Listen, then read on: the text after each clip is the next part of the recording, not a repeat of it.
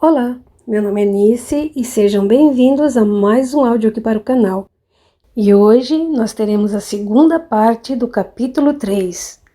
Mas antes quero agradecer o apoio e o carinho de cada um de vocês, por cada comentário, cada compartilhamento, cada inscrição. Isso significa muito para mim, como vocês sabem. Então, deixo aqui a minha sincera gratidão. Mas, se você também quiser me apoiar de alguma outra forma, vou deixar mais informações aqui no box de descrição, ok? Então, vamos para a segunda parte do capítulo 3. Abraham Gordon, à noite, viera participar das alegrias familiares, abraçando jubiloso o recém-chegado de Paris, a quem amava como o próprio filho, desde o dia em que Samuel e Constância o haviam chamado para levá-lo à pia batismal. Às ocultas, o pai de Cirilo, acanhado por ter de incomodar diretamente o rapaz, solicitara ao antigo companheiro de lutas que endereçasse ao filho o apelo final para os acompanhar no longo cruzeiro transoceânico. Gordon aproveitou o encanto do momento, cheio de intimidades carinhosas, e quando terminaram as preces de louvor a Deus, dispôs o grupo familiar em torno da larga mesa dos Davenport, que recordava os antepassados numerosos, devotados às tradições domésticas. Aplaudido com calor por Susana, que entrava na conversação com apartes sagazes e inteligentes, o notável ancião, depois de exaltar as grandiosidades do Novo Mundo, que conhecia pessoalmente, em virtude de uma visita aos parentes exilados na Virgínia, notificou ao rapaz a necessidade do seu apoio ao grande cometimento. "Contamos contigo, Cirilo", afirmava o velho irlandês bondosamente. "E nem poderia ser de outro modo. Samuel e Constância esperaram o teu amparo imprescindível. Somos velhos, e o capitão Clinton necessita de moços para a travessia, que não é tão fácil como parece à primeira vista. Já enviei instruções a Oxford para que Carlos e João estejam em Belfast no mês de junho. Não podemos dispensar o esforço dos filhos na execução da empresa." Entretanto, murmurou Cirilo um tanto esquivo, dado o seu problema de natureza sentimental, refletindo na esposa e nas suas fadigas domésticas, "ignoro se poderei partir na época prevista." "Não há mais tempo para hesitações", obtemperou o velho Gordon, depois de bater com o cachimbo na mesa num gesto muito seu. "A questão não é de possibilidade, é de imperiosa necessidade. Entre pais e filhos não há consultas, há compromissos. O capitão Clinton exige a contribuição dos mais fortes, e não será razoável dispensar teus esforços." O rapaz corou em face da observação direta que lhe era dirigida, e ocultando suas recônditas preocupações sentimentais, receando ser tido a conta de covarde, considerou: "Não me furto ao que constitui para mim um grato dever, mas, como sabem, meus serviços intelectuais em Paris são bastante expressivos e não sei se me permitirão uma ausência prolongada." "Meu filho", exclamou Abraão convicto, "não guardes ilusão sobre pretensas realizações intelectuais dos nossos tempos. Isso é um miserável engano, Cirilo. Os espíritos vulgares alardeiam conquistas mentirosas, enquanto escondem a consciência vestida de andrajos. Semelhantes fantasias vão conduzindo os homens mais sábios à confusão e à ruína total. As lutas religiosas que nos expulsam do berço não serão resultantes da desordem do pensamento? Por que motivo os protestantes e mesmo os católicos eminentes se empenham em lutas de morte? Será porque trabalharam com as mãos ou porque se desviaram do caminho de Deus pelo abuso do raciocínio? As mãos não se equilibram sem o impulso orientador das ideias, como as ideias não se materializam sem o concurso das mãos. No entanto, suponho que os homens vão esquecendo o dom do serviço pelos excessos do pensamento em desvario. Todos acompanhavam com atenção os argumentos profundos, enquanto o rapaz fixava os olhos brilhantes no rosto simpático do bondoso velhinho. Estava tocado nas fibras mais sensíveis e contemplava o antigo mentor em respeitoso silêncio, ansioso por não perder um só de seus elevados conceitos. Em diversas regiões do sul, continuava Gordon, percebendo o poderoso efeito de suas palavras. Existem católicos que assassinam os hereges barbaramente, e aqui no Ulster os partidários da chamada reforma nos invadem as terras e desonram os lares. Enviados prepotentes da política de Londres nos insultam e assaltam nossas propriedades laboriosas e honestas. Se toda essa gente trabalhasse mais e discutisse menos, não acabaria estabelecendo a certeza de que todos somos filhos do mesmo Deus? As legítimas renovações, Cirilo, não se destinam apenas à operiosidade e aos feitos da inteligência, mas também ao esforço de arrotear com amor a terra dadivosa. Que tem sido a existência da Europa senão uma guerra incessante? Todos os povos progridem para dominar os mais fracos. Prosperam a fim de ganhar a força e exercer a opressão.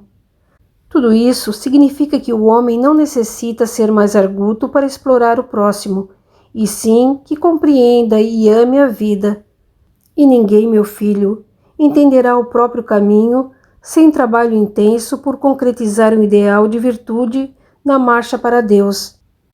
Susana reparava o velho amigo de sua infância, manifestando a transbordante satisfação que suas alegações lhe causavam, e o marido de Madalena, seduzido pelos argumentos, sentia a renovação de antigo idealismo.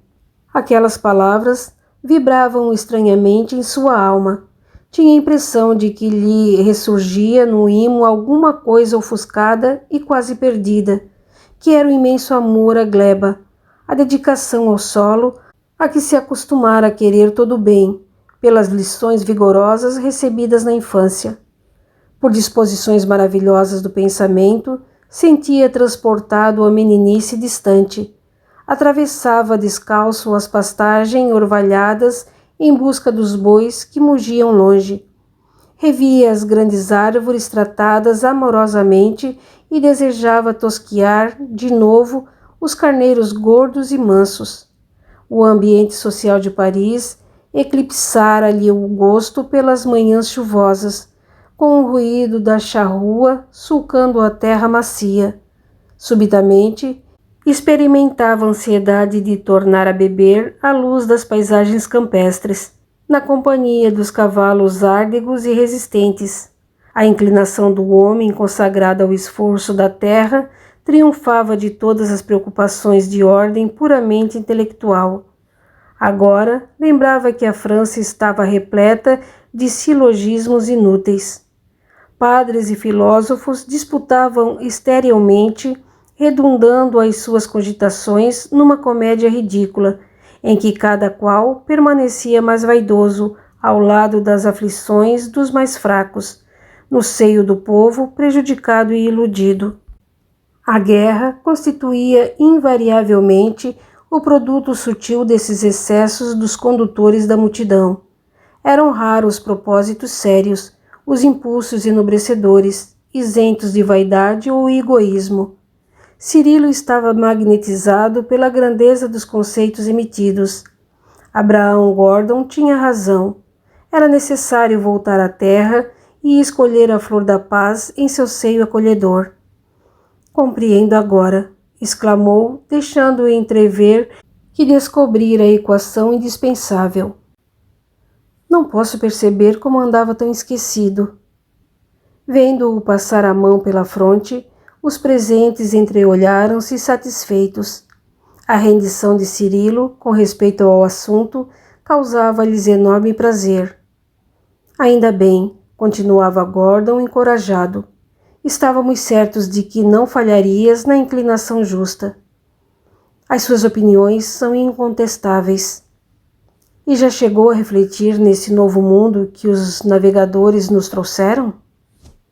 Sem dúvida, exclamou o filho de Samuel, Asaz, impressionado. Terá uma finalidade muito mais importante que a de simples colônia, que lhe possamos atribuir. Abraham Gordon sorriu e continuou.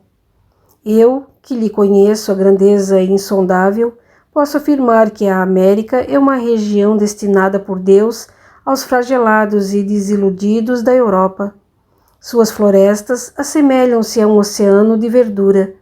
Seus rios fartos chamam as criaturas para trabalhos promissores de paz e esperança. Seus horizontes iluminados prometem a coroa da liberdade e da vida. Estou convencido de que o novo continente representa uma dádiva de Deus aos homens trabalhadores e corajosos. Deve ser a realização da promessa aos corações de boa vontade. Acredito que lá os nossos descendentes hão de amar os valores legítimos da vida e farão cessar a cadeia de ruína e destruição que ameaça sempre a propriedade europeia nas guerras famulentas. Aos que se encontram cansados de tolerar a criminosa influência do demônio insaciável que domina os nossos príncipes, a providência enseja a possibilidade de um lar entre as flores de uma natureza diferente e livre, cuja paz é garantida pelos abismos das águas. Cirilo, ouvindo as palavras ardentes do velho amigo, sentia-se transformado. Começava a admitir que, por certo, sua felicidade residia do outro lado do grande mar. No minuto, chegava a esquecer os livros, os pergaminhos, as controvérsias infindáveis dos filósofos do tempo e os princípios expostos pelos teólogos da universidade. Imaginava o futuro lar, onde Madalena e ele cuidariam da aventura de filhinhos amados, no país maravilhoso, cuja grandeza parecia contemplar através das descrições vivas do ancião de Belfast. Recordou que seus ideais eram idênticos ao da esposa, relativamente à América distante.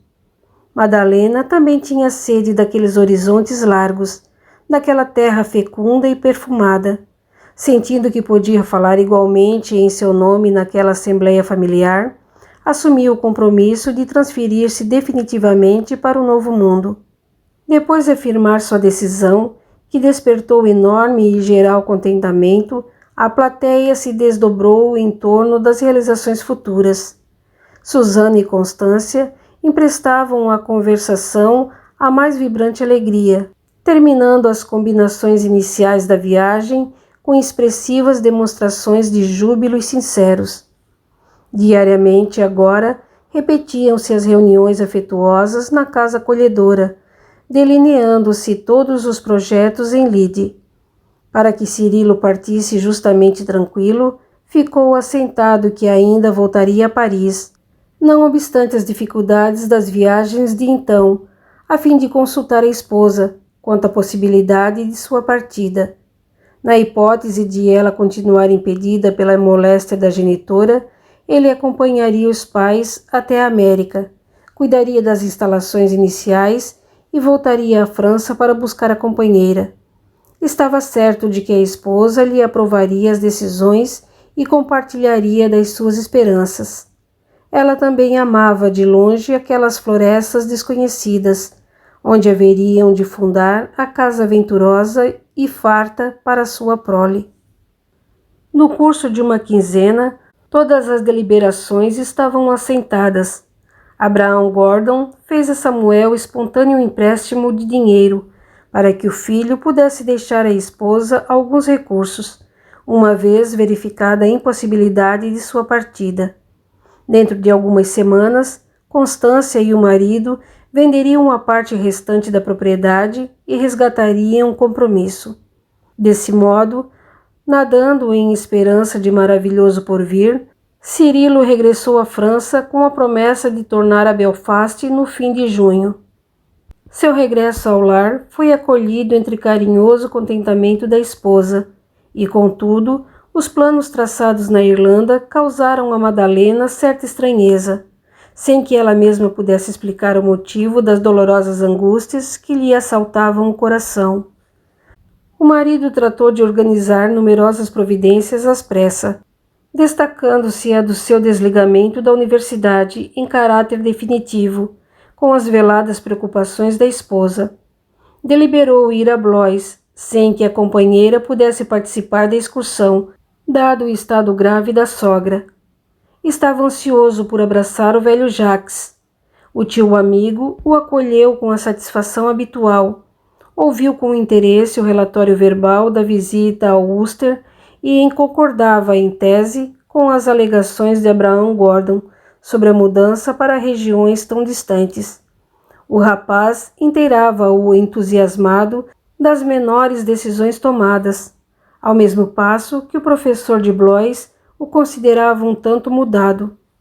Cirilo referia-se com muito calor a terras vastas, a fazendas prósperas, comentando por antecipação o valor dos rebanhos e das lavouras que manteriam o equilíbrio econômico das organizações rurais e das ricas plantações de fumo, que garantiriam o dinheiro no exterior, na dilatação do patrimônio futuro. Em toda a sua conversação, não havia uma referência aos religiosos interesses, como se verificava de outras vezes.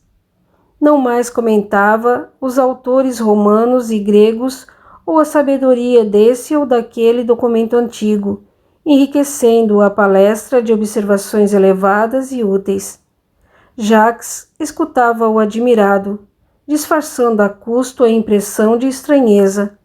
Concordava com a ida do sobrinho para o novo continente, mesmo porque Cirilo estava muito moço e à sua frente desdobrava-se radioso por vir.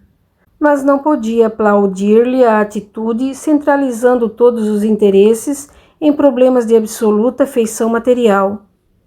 Depois de ouvi-lo por algum tempo em silêncio, o austero professor, como quem não pode omitir as coisas essenciais, perguntou: Como ficam teus trabalhos na Sorbonne? Desliguei-me definitivamente da universidade. E Madalena? Dentro de 1 ano voltarei a buscá-la, após instalar nossa nova casa. A saúde precária de Dona Margarida, presentemente, não nos permite partir juntos. Em vista da resposta formal, o velho educador compreendeu, hábil psicólogo, que era inútil tentar demover o rapaz das decisões tomadas. Todavia, como advertência velada, limitou-se a dizer: Nunca me separei de Felícia, senão quando o poder de Deus nos fez curvar diante da morte.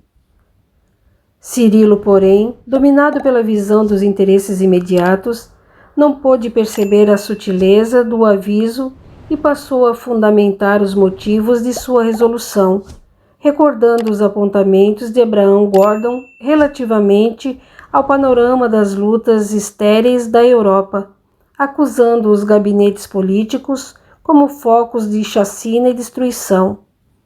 Jacques escutou-o novamente, mergulhado em silêncio, dominado por singular impressão. Por fim, insistido por seus pareceres mais claros, Cirilo manifestou-se desejoso de que o tio os acompanhasse a breve tempo, de maneira a se reunirem todos na América para a continuação feliz dos empreendimentos sadios e realistas. O bondoso professor fixou o olhar no velho parque que se vestia com a roupagem deliciosa da primavera, escutou o rumor das crianças que brincavam sob as grandes árvores e respondeu: Não conheço o futuro, meu filho, mas por enquanto não me seria possível examinar semelhante hipótese. Quem sabe pensarei nisso amanhã. Ao presente, sinto que não devo abandonar meus velhos livros e meus alunos novos. Contudo, insistiu o rapaz, estou certo de que o Senhor se reunirá a nós, mais tarde ou mais cedo. Não é possível que continue suportando o ambiente europeu, envenenado de lutas odiosas e seculares. Daqui a 1 ano, ao regressar para levar Madalena, é bem possível que o encontre modificado. Enquanto fazia uma pausa, o tio esclareceu: Concordo contigo, mesmo porque ignoro se residirei em Blois até ao fim dos meus dias. Mas por que não assume conosco o compromisso de partir? Não posso esquecer as observações do vosso velho amigo de Belfast, com relação às lutas desta nossa Europa, em cujo seio tudo é ilusão precedendo ruínas. Não posso desaprovar a argumentação de Gordon, mas por agora ficarei, como alguém que deseja permanecer numa casa incendiada, nutrindo a intenção de salvar alguma coisa. O sobrinho, que se referira insistentemente às dificuldades do velho mundo, experimentou certo choque ao ouvir aquela afirmativa, e contudo não respondeu, preferindo calar, de modo a não alterar os fundamentos do seu compromisso. Entretanto, apesar da manifesta divergência entre ambos, despediram-se de olhos molhados, como pai e filho, obrigados a suportar as amaritudes de uma longa separação. As contrariedades penosas do educador de Blois eram iguais às de Madalena, que as experimentava com muito maior intensidade no ambiente doméstico. Em casa, tudo se resumia a movimento célere de providências precipitadas. Dom Inácio encorajava o genro, estimulando-lhe o espírito empreendedor e chegando mesmo a declarar que, não fora a grave moléstia da velha companheira, partiriam todos para o novo mundo, em busca das experiências mais elevadas.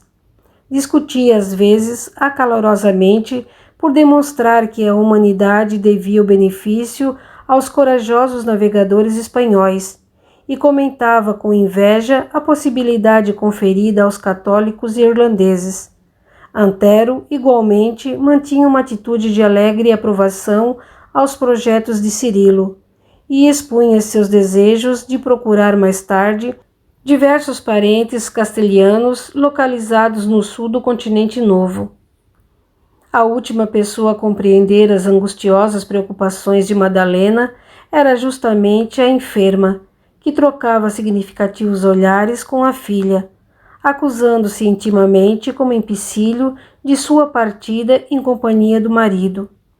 A jovem companheira de Cirilo, contudo, buscava não trair sua amargura nos menores gestos e beijava a genitora com mais carinho, ansiosa por fazer-lhe sentir a satisfação com que ficara a seu lado no desempenho de sublime dever. Decorrido um mês, chegou a véspera da viagem para a Irlanda, consoante as obrigações assumidas. Nesse dia, Cirilo e a esposa entreolhavam-se como duas crianças extremamente afetuosas, despertadas de um sonho encantador para realidades dolorosas. À noite, não obstante a dispneia de Dona Margarida, ambos saíram para a contemplação da natureza, ansiosos por alguns minutos de plena solidão que lhes facultasse permutar as impressões mais íntimas. O céu de Paris fulgurava como nunca, pintalgado de estrelas, e cada jardim exalava os perfumes doces da primavera. Os jovens esposos recordaram que havia decorrido justamente 1 ano do seu primeiro encontro.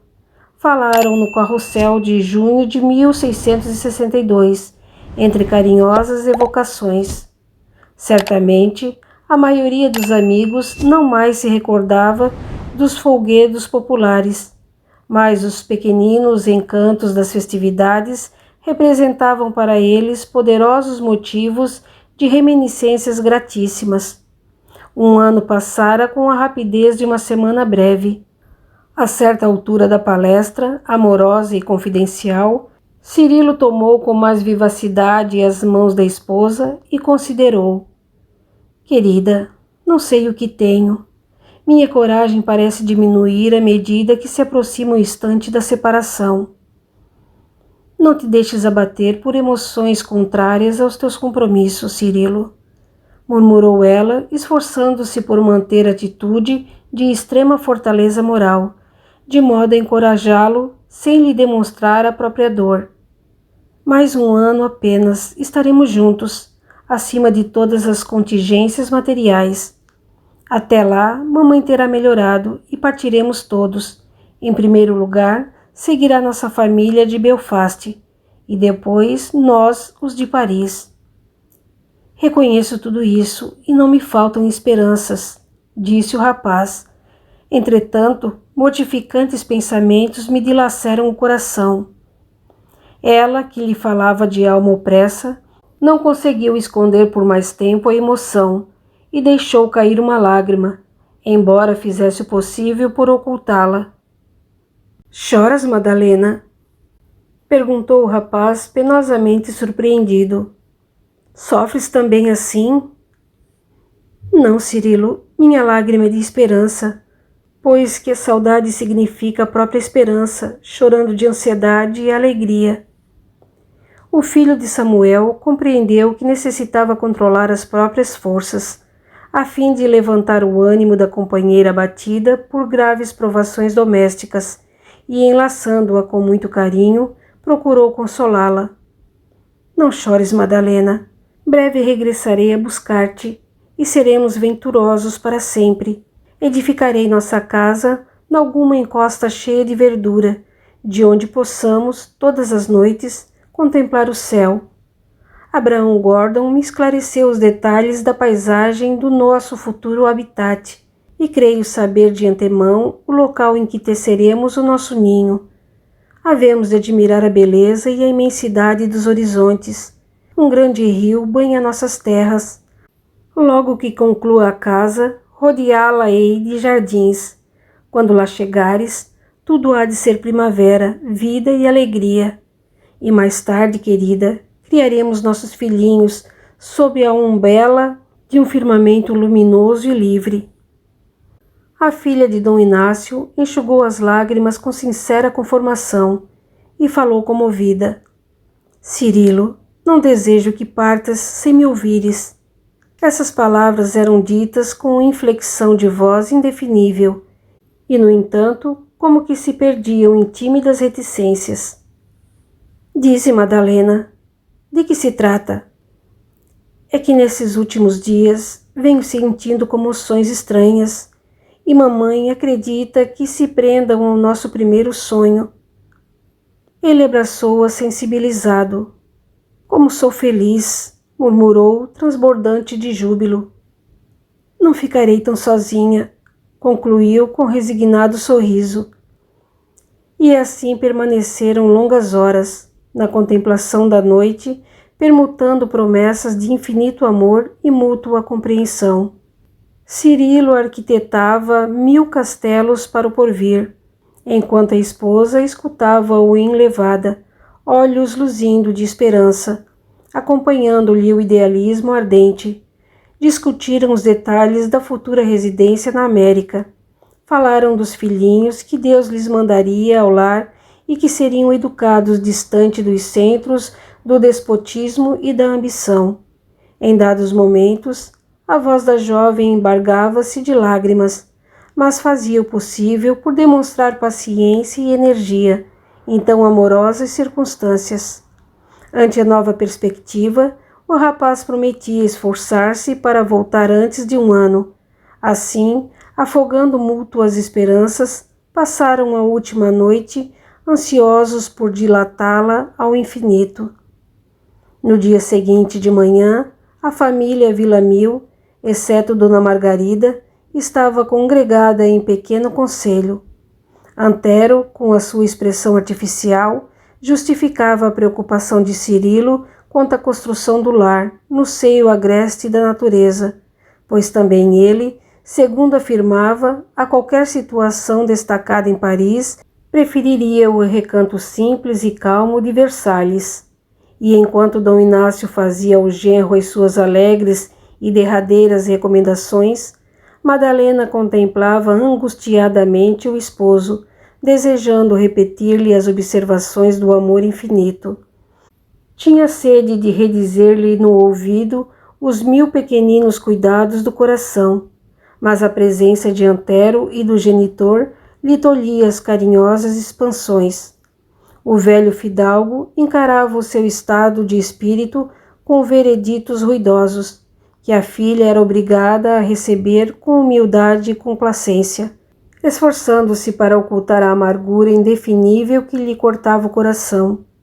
Nesse momento, Cirilo fez a Dom Inácio a entrega de 10.000 francos para que fossem atendidas as despesas de ordem imediata em sua ausência, prometendo trazer quantia mais vultuosa no seu regresso. O sogro agradeceu e guardou a dádiva com carinho, sem que ninguém notasse a expressão diferente que se fizera no olhar de Antero de Oviedo. Em seguida, o viajante buscou um pretexto para falar a sós com o primo da esposa, e com toda a sua ingenuidade e boa-fé, recomendou-lhe com interesse: Antero, pode crer que parto absolutamente confiado no seu espírito de iniciativa e generosidade. Espero que sua dedicação vele por Madalena e por nossos velhos amados, com a mesma disposição sincera de auxílio que me há dispensado desde que nos abraçamos pela primeira vez. O moço espanhol detestava-o bastante para não gozar com os seus sofrimentos, mas esboçou uma atitude exterior de fraternidade, concordando. Podes partir tranquilamente. Compreendo as contingências imperiosas que te obrigam a tamanho sacrifício. Para mim, Madalena é qual irmã, a quem consagro minha melhor estima. Quanto aos tios, são eles, de fato, os pais que encontrei na vida. Depois de outras considerações afetivas, Cirilo apertou-lhe a mão confiante e agradeceu o compromisso, de olhos úmidos. Recomendações finais, derradeiros abraços, e sob o olhar despeitado de Antero, o filho de Samuel beijou a esposa pela última vez. Madalena enxugou as lágrimas que não pôde conter, e Cirilo, de alma torturada, aboletou-se no pequeno carro de um amigo que deveria conduzi-lo até o porto de Brest. O casal Villamil Davenport tinha o espírito angustiado por perspectivas atrozes.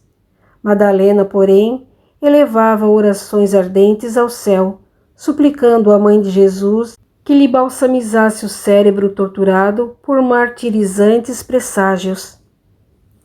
Na Irlanda, desde a chegada de Cirilo, tudo constituía um torvelinho de providências e decisões de últimos dias. Naturalmente, a maioria dos retirantes mantinham-se em expectação amargurosa, considerando o momento de abandonar a paisagem que os vira nascer, mas cada qual trabalhava por demonstrar contentamento e coragem, com esforço heróico. Susana, que aguardava a partida dos parentes para voltar à França, cooperou nos mínimos problemas, proporcionando-lhe solução justa.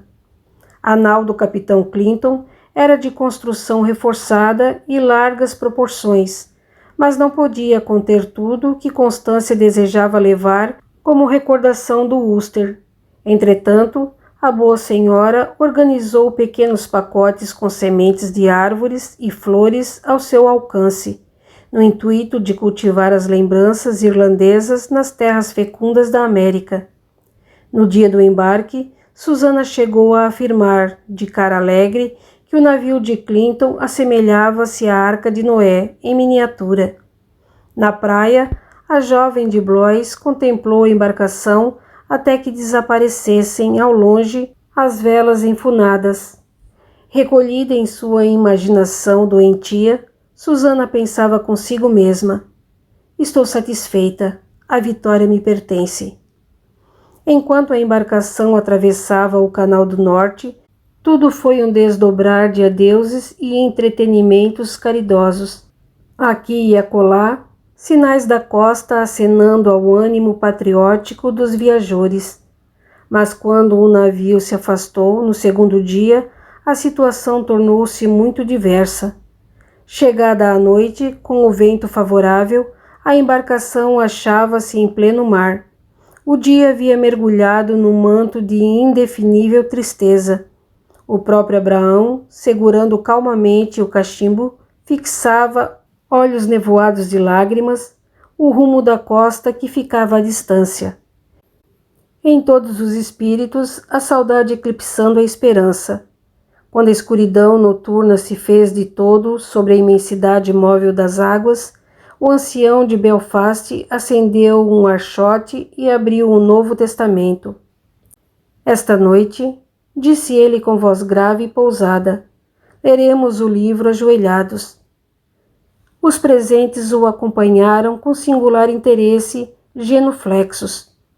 O velho Gordon, abrindo as páginas amareladas sobre mesinha tosca, onde se espalhava a luz bruxuleante, leu em voz alta todo o capítulo 27 dos Atos, que relaciona as notícias da viagem de Paulo de Tarso para Roma.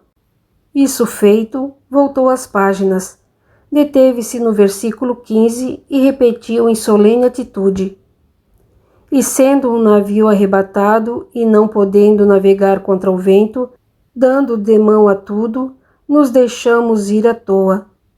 Depois da pequena repetição, o velhinho bondoso olhou para o alto e exclamou: Senhor, o navio de nossos bens foi arrebatado às nossas mãos na terra em que nascemos. Nossa existência na Irlanda sofria inutilmente o golpe dos ventos contrários ao vosso amor e sabedoria. É por isso, ó Divino Senhor, que aqui nos encontramos nesta casca de nós, esperando que se cumpram os vossos insondáveis desígnios. O capitão Clinton, antigo corsário habituado a espoliar para não ser espoliado e a matar para não morrer, ao ritmo das leis rudes que imperavam no oceano, cercado por homens numerosos, armados de mosquetes, sabres e punhais, murmurou compungidamente: Louvado seja nosso Senhor Jesus Cristo! Terminaram as orações e a luz foi apagada, a fim de evitar qualquer desperdício. Foi então que Cirilo, mais altamente tocado no coração, abraçou a velha genitora no seio das sombras, como a única pessoa indicada a lhe compreender a alma ferida. Constância percebeu a angústia do rapaz e falou-lhe com brandura: Deus sabe, meu filho, que é por seu amor que enfrentamos os abismos oceânicos. Cirilo, contudo, não conseguia suportar por mais tempo as ondas de dor que se lhe represavam no peito. Afastando-se para um recanto escuro, onde sopravam as brisas favoráveis da noite, contemplou o céu estrelado e chorou amargamente. Continua no capítulo 4. Até lá!